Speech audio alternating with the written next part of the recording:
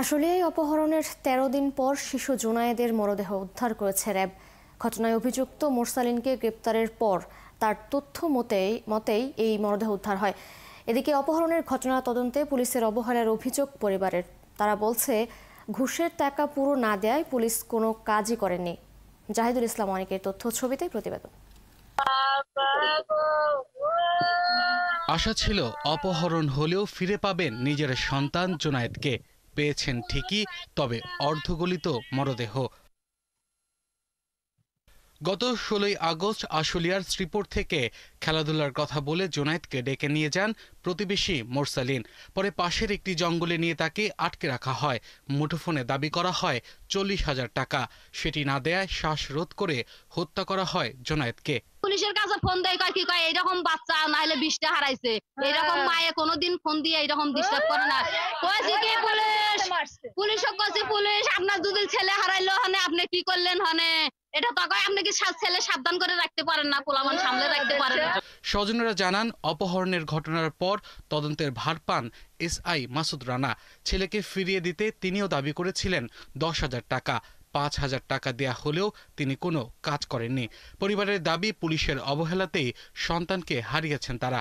যদি ১০,০০০ টাকা দেন তাহলে তোমার কাজটা আমি দ্রুত গতিতে করবো। পরে আমরা ১০,০০০ টাকা দেই না, পুলিশকে একদিন তদন্ত করার জন্য নিয়ে আসি। তারা ১৫০০ টাকা দেই, বলে এলে কি খুচরা টাকা দেন।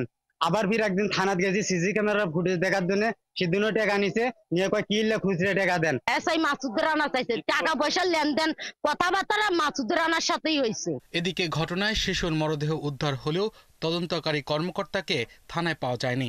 মুঠোফোনে তিনি জানান, তার বিরুদ্ধে ওঠা অভিযোগ মিথ্যা। ওইখানে তার বাবা মা অভিযোগ করছেন যে আপনাকে প্রথম দিন ১৫০০ টাকা এবং পরে তিনি মোট ৫,০০০ টাকা দেন। থানার ভারপ্রাপ্ত কর্মকর্তা বলছেন, তিনি অভিযোগ পেয়েছেন, তদন্ত করে নেওয়া হবে ব্যবস্থা। এরকম একটা তথ্য আমার কাছে আসছে, দেখি আমরা তদন্ত প্রয়োজনীয় আইনগত ব্যবস্থা নেব। ঠিক আছে, এরকম একটা তথ্য যদি এরকম তাদের অভিযোগ থাকে, তারা আইনের বিরুদ্ধে অভিযোগ দেয়। এদিকে অপহরণের ঘটনায় অভিযুক্ত মোরসালিনকে গ্রেপ্তার করেছে র্যাব।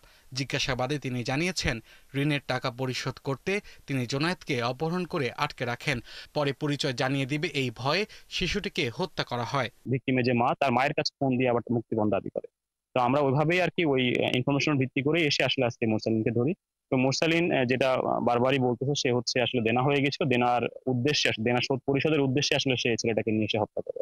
শুক্রবার রাতে আশুলিয়া শ্রীপুরের এজিজ গেটের ফারুকনগর এলাকার বড়টেক জঙ্গল থেকে অপহরণের ১৩ দিন পর জুনায়েদের মরদেহ উদ্ধার হয়। আব্দুল আল মামুন, ৭১।